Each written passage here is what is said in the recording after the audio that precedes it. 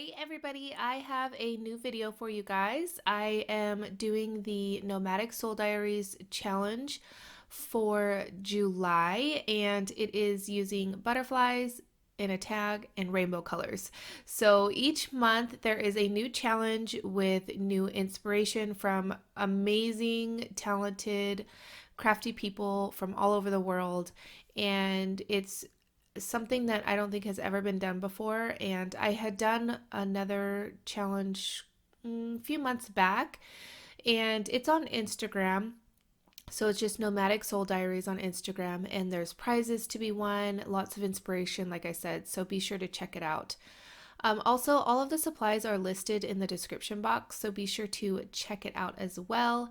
And follow me on Instagram at Tiffany Solorio Creates. Actually, Tiffany underscore Solorio underscore Creates. That is my crafty channel. And then I also have a personal channel, which is Tiffany underscore Solorio. And I would love to see you guys over there. And if you haven't done so already, if you could give this video a thumbs up, I would truly appreciate it. And also leave me a comment down below letting me know if you've entered in any of the challenges from Nomadic Soul Diaries or if you are planning on doing so. All right, I am starting off with a chipboard tag from Prima. These are the large chipboard tags. The paper I'm using is from 7 Dot Studio, and I absolutely love this paper. Also, I used some scrapbook.com adhesive to adhere it down to the paper, and I cut some chipboard rectangles, as you could see here, and I backed it, or I added some pattern paper to the front of it as well. And I had a totally different idea in mind when I was starting the tag. Oh, there's Callie. She loves to hang out with me in the craft room. And I think she just wanted to say hi, see what I was up to. All right. So like I said, I had something totally different in mind.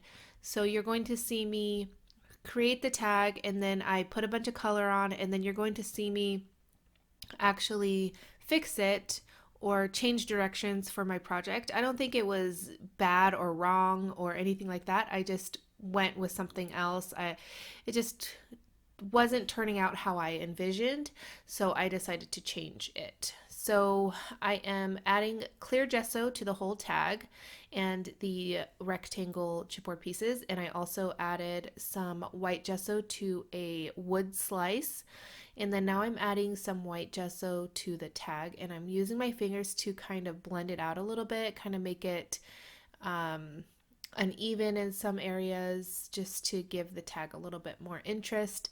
So my idea was to have well, I'll get to that in a second. I'm getting ahead of myself. All right, so I am using some embossing paste from Altenew with this stencil from Prima, which is the Harlequin stencil, I believe it's called. And I really enjoy using the embossing paste from Altenew. I will say that it is very smelly, and I think I've said that in a previous video. I don't recall which video it was that I used it in, but it's really nice to use, very fluffy, and it holds up pretty well to all of the sprays and things that I add to my projects. All right, so I am adding a different texture to the wood slice and the rectangle chipboard pieces. And I don't recall what the stencil name is, but it is from Prima as well. And I'm again using the embossing paste from Altenew. And I don't remember if I said, but all of the supplies will be listed in the description box down below. All right, so after that dried, I am now wrapping some string around the tag. I wanted to keep this pretty simple, and I find that adding string just creates some texture and interest without adding too much steps. As you might know, I really honestly haven't been in the mood to create much lately. I'm not sure if it's just I'm ready for school to start for the kids. It's just stressing about school to start for the kids. I don't know what it is, but I just have not been very creative lately. So like I said, I wanted to keep this simple, and the string is a very easy way to do that. Oh man, it is going to storm here. It's crazy. Anyways, all right. I am adding the rectangle chipboard pieces and then the wood slice. I got a package of them. Oh, I have them right here. Let me see. All right. There is, it's called wood pile. Doesn't say how many's in there, but they were $3.99, and there is a ton of them in there, and all different sizes as well. I got them from Hobby Lobby, so if you have a chance to go over there and grab some, they are absolutely wonderful to use on projects. All right, so I ended up adding the string on top of the wood slice, and now I'm just kind of placing the butterfly, which is from Prima, just to see how it's going to look and the composition of how I wanted it.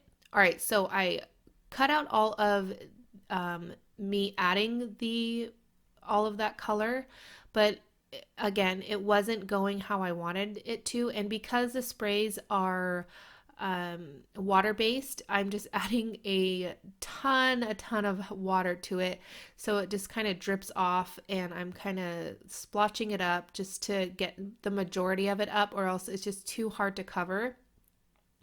And I let that dry, so it was a little bit easier to um, I guess add gesso after. And eventually I realized that the gesso wasn't going to cover it. And I do this often where I try to add more gesso and to cover up color that I don't necessarily like. And then I always end up using the Distress Spray and Picket Fence to cover up. It just does an amazing job. I don't really like like there's a very slight shine to it in the end when it dries, but it does the job, and that's all I care about. So you really can only see the shine in person, so it's really not that big of an issue. But as you can see here, I'm just adding the spray there. All right, so I was doing red, orange, yellow, green, blue, purple for rainbow colors. The Lindy spray, I didn't have a really bright red, and it was like a rusty kind of red color. And my idea at first was to do a little bit more muted colors. And then I started adding the Prima colors, which made it more vibrant. And I thought, you know what? Let's just go for it and make this very bright and fun. I absolutely love rainbows. Whenever I can, it's fun to create projects using rainbow colors.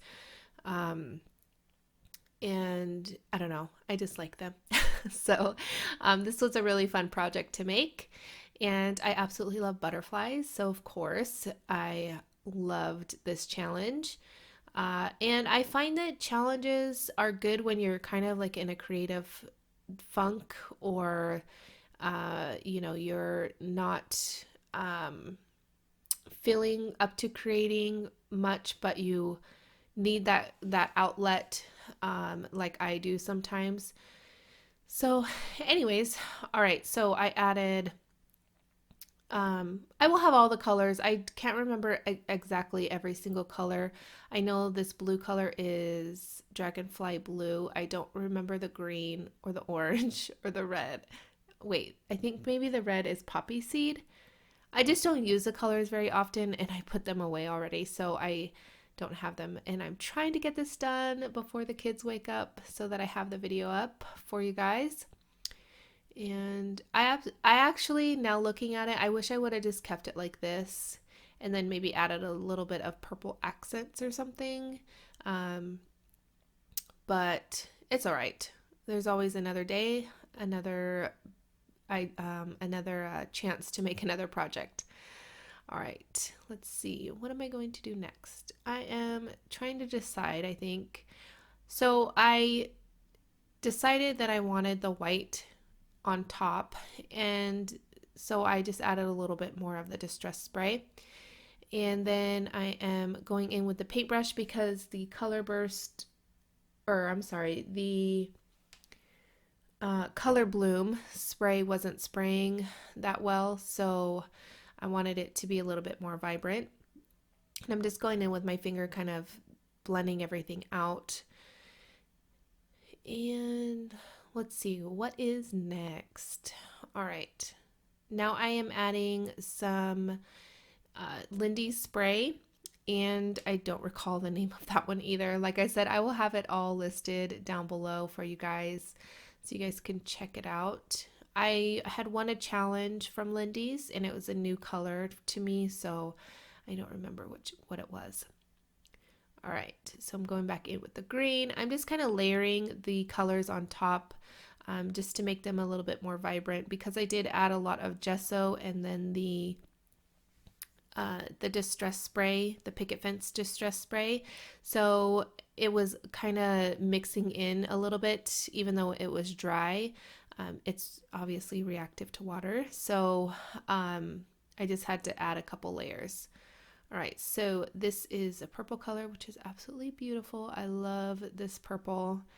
And now I'm kind of just drying it to see how it's going to look once it's dry. And I felt it needed a little bit more, so I'm going in with a little bit more of that Lindy's. And you know, to be honest, I always say that I don't really like the mica powder in Lindy's or the Color Bloom spray, but I think what I do is I don't really shake them too much, so the mica doesn't go throughout the whole bottle. And I think that helps with limiting the amount of shimmer that goes on my project. So I don't know. I don't know why I'm saying that. Maybe a little tip for you guys. And because the color is still in there, it's just the mica goes down to the bottom. So I don't tend to like shake it too much, just a little bit to kind of zhuzh around that color. I don't know why I've liked that word so much lately. Man, this voiceover is something else today. All right. I am adding more color so that it's more vibrant. And again, it is pretty simple, but I do really recommend, if you are in a creative rut and need something to inspire you, try a challenge. These challenges every month are really great because there is so many different talented creators joining to inspire. So it's great to have different people every month and different challenges every month, and there's prizes, like I said. So it's really great, and it's on Instagram. So I don't recall if there's a Facebook page or not, but it is on Instagram. All right, now we are going to go in with some white splatters, and I'm using some India ink because I didn't think that the distress spray would hold up on all of that other water-based spray. So I'm just adding the splatters. And the India ink really is very vibrant, and I'm using a paintbrush, so I'm just kind of splattering on. And I love this rainbow color tag. It's so pretty. And let's see, just splattering away. I don't have many words today, so I'm kind of drawing a blank here. All right. And I should have been working on a craft mat, to be honest.